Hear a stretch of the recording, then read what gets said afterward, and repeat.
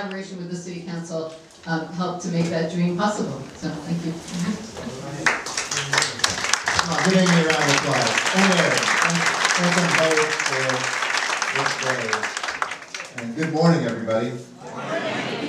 It's great to be here with my dear friend and champion on the City Council, who has the great honor of representing the 3rd District, Bob Blumenfield. Thank you, Bob, for your friendship and your passion and all the work that you and your family do in making this city a better place. And I want to thank both Meta Housing and PATH, who, when you get to be the old veteran at City Hall, which is as scary to say as it is probably for you to hear, but I've now served at City Hall as an elected official longer than anybody else. I have worked with Meta Housing on so many amazing projects and seen the quality of their work. So it comes as no surprise, but even to see this go up one more level, this beautiful library, the beautiful grounds that Brenda and I were talking about, really speaks to the way you put your heart into these projects. And I want to thank you for being the kind of partner the city wants to continue to work with.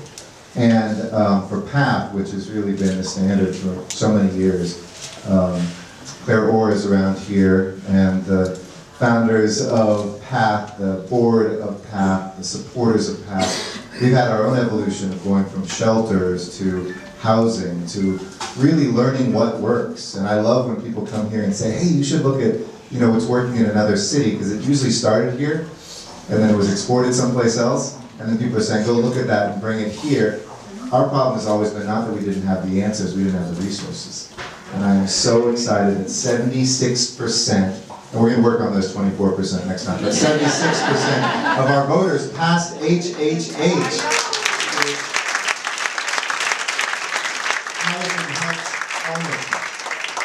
HHH is the nation's largest voter-approved anti-homelessness initiative in our history. And a lot of people are saying, oh, that's not going to start for a while. Look here today, the pipeline started a while ago. The problem is, when we started that escalator, it wasn't moving fast enough, and we didn't know if it would stop. Today that the voters have done that, we know that it will continue and it will accelerate. Just in LA City alone, we put our own properties, the properties that we collectively own, public properties, out there, and had the most amazing response from people who want to build on empty lots and surplus properties and parking lots that the city owns today.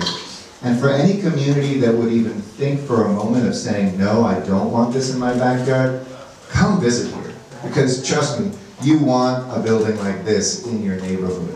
You want neighbors like these in your neighborhood. You want to be a part of the solution.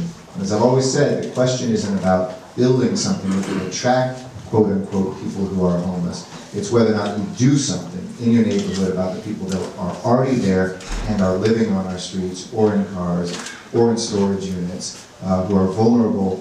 We have to make the decision to make sure now that HHH is passed that every community embraces projects like this that lift up a neighborhood, that lift up a city, and that solve the most pressing moral challenge this city has today. It's been, I know, a tough couple of weeks, right? I heard there was an election last week. I'm not sure at the national level exactly what happened. I was so focused on HHH and Measure M. But whoever won, look at the paper. It really, this does transcend politics. And we've seen, the evangelical community and Republicans come together with atheists and Democrats, not that they go together all the time, there's a lot of Democrats of faith, don't we?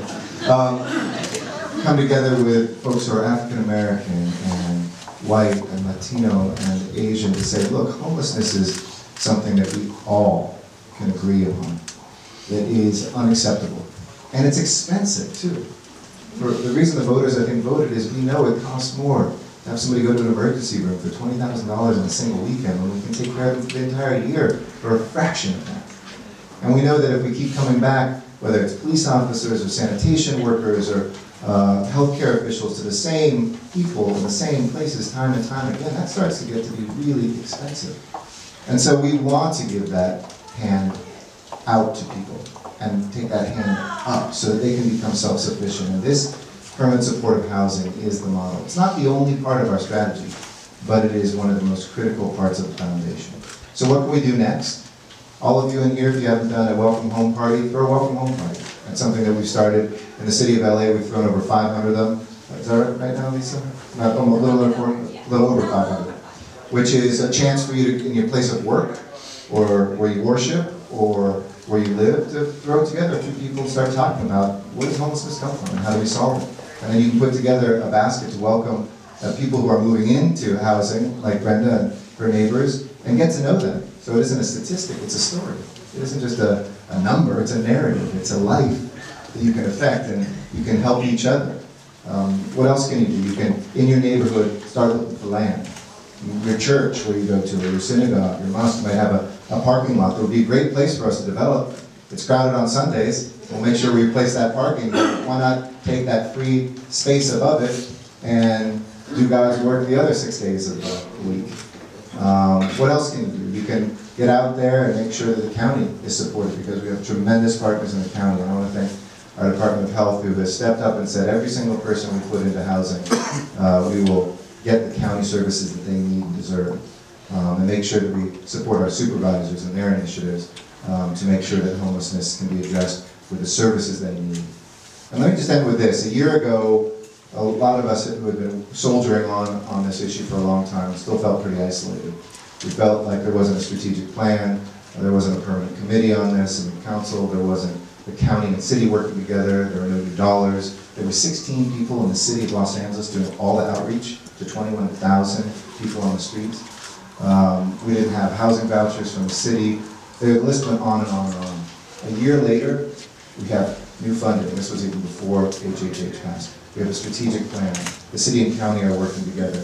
The city now gives out housing vouchers. We've increased by 4 or 5-fold the number of outreach workers. We've started hope teams so that cops don't have to turn into ticketing agencies, but instead can be pathways to help and to help. We have a council committee that is permanent in the Los Angeles City Council on homelessness. We look forward to it not being permanent, but the point is it's a standing committee. And the tide has changed. So do not be discouraged. We see too many brothers and sisters still on our streets. We see too many tents. We see too much hopelessness, but we have assembled the flotilla to finally come off the island of homelessness and to sail home.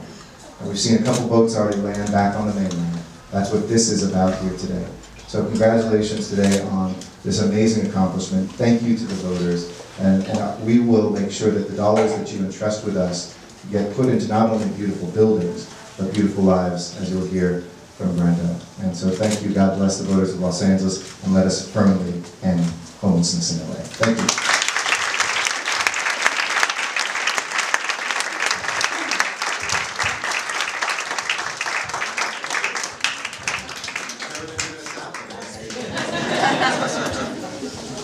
Thank you, Mayor Garcetti.